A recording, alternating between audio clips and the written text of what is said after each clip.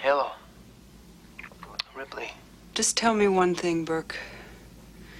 You're going out there to destroy them, right? Not to study, not to bring back, but to wipe them out. That's the plan. You have my word on it. All right, I'm in.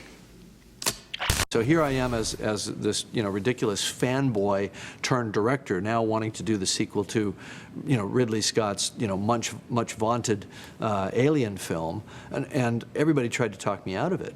They said, well, don't do that because, anything that's good in your movie will be attributed to Ridley, and anything that's bad will be attributed to you. It's a no-win scenario. And I said, but I really want to do it. It'll be cool. It was like this ridiculous, stupid thing. It wasn't strategic at all. But I knew it would be cool, because what Ridley had set in motion was the creation of a world, the creation of a kind of a visual set of values, the kind of the biomechanoid Giger designs, and the kind of lived-in future, the blue-collar future, where what is happening on the screen feels so real and so palpable because the characters are so recognizable.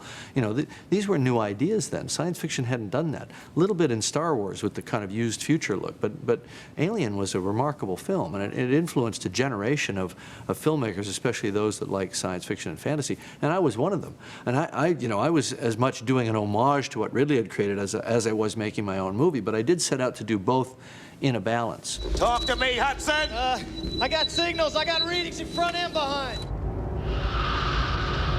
I didn't think I could outdo Alien for pure shock. I don't think anybody could. It certainly has been tried a great number of times, and nobody's really done it. I mean, going into a movie theater on opening night, not knowing what to expect, the mystery, the wonder, and then the sudden shock and terror that film created, you can't beat that. So I had to come up with an end run around that would be equally entertaining for an audience, but in a different way.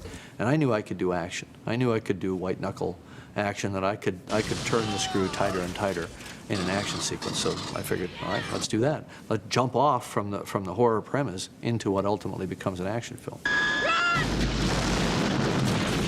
I don't think Ridley liked the fact that I came along and kind of, trampled around in his little world that he'd created. And now as a filmmaker, having made the two Terminator films and then seeing others work in the same sandbox, I know what that feels like. That's it, man. Game over, man. It's game over. I pretty much come to the set and say, here's where you should stand, and here's where you should enter, and here's where the camera's going to be.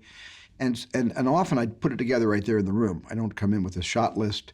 I don't come in with a schemata. It was a relief in a way not being a fantasy, which is Prometheus fantasy.